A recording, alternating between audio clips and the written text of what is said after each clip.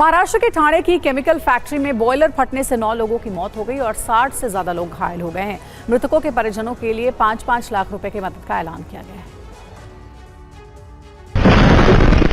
ठाणे की chemical factory में धमाके का रोंगटे खड़े कर देने वाला सीसीटीवी वीडियो सामने आया है। धमाका इतना जोरदार था कि शुरुआत में लोगों को लगा कि भूकंप आया।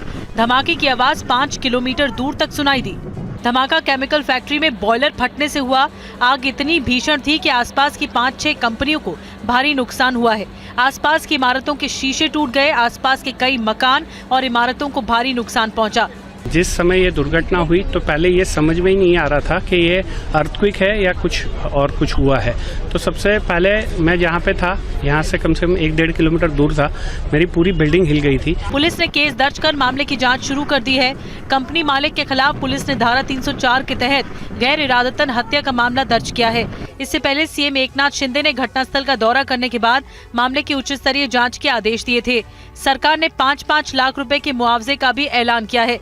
इस बीच विपक्षी नेता अंबादास दानवे ने भी घटनास्थल का दौरा किया और दोषियों के खिलाफ सख्त एक्शन की मांग की। ग्रेटर नोएडा में आज सुबह भीषण हादसा हो गया। दनकौर थाने के पास यमुना एक्सप्रेसवे पर तेज रफ्तार कार ट्रैक्टर ट्रॉली से भिड़ गई। ग्रेटर नोएडा में सड़क हादसों का सिलसिला बढ़ता जा रहा है। आए दिन ग्रेटर नोएडा की सड़कों पर कोई न कोई भीषण हादसा देखने को मिलता है। इसी कड़ी में एक और हादसे की खबर सामने आई है, जहां ग्रेटर नोएडा यमुना एक्सप्रेसवे पर कार ने ट्रैक्टर ट्रॉली को जोरदार टक्कर मार दी। ट्रैक्टर ट्रॉली ईंट से भरी हुई थी। इस हादसे में कार सवार 2 महिलाएं घायल हो गयी, जिनकी हालत गंभीर बनी हुई है।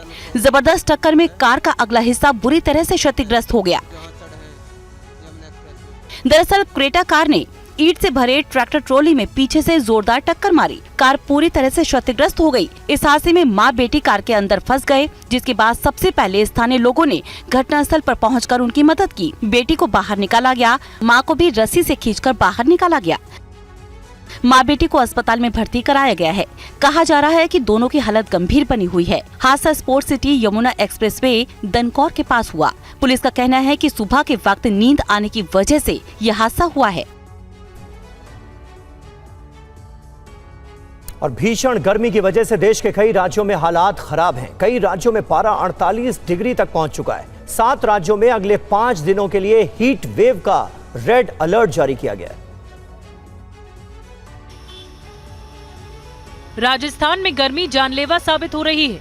गर्मी से 12 लोगों की जान जा चुकी है। लगातार दूसरे दिन राजस्थान का बाड़मेर सबसे गर्म शहर दर्ज किया गया। यहाँ कल तापमान 48.8 डिग्री तक पहुँच गया। जयपुर में भीषण गर्मी के चलते प्रशासन ने सड़कों पर पानी का छिड़काव करवाया। गर्मी से यूपी के शहरों का भी हाल खराब है। तस्वीरें आगरा की हैं, जहां गर्मी से बचाव के लिए प्रशासन ने जगह जगह पानी का छिड़काव कराया। लखनऊ में भी गर्मी ने लोगों को बेचैन कर दिया है। लोग गर्मी से बचने के लिए पूरे शरीर को कपड़े से ढककर बाहर निकल रहे हैं। अगले 2 दिनों में लखनऊ का तापमान 48 डिग्री के ऊपर पहुंच सकता है।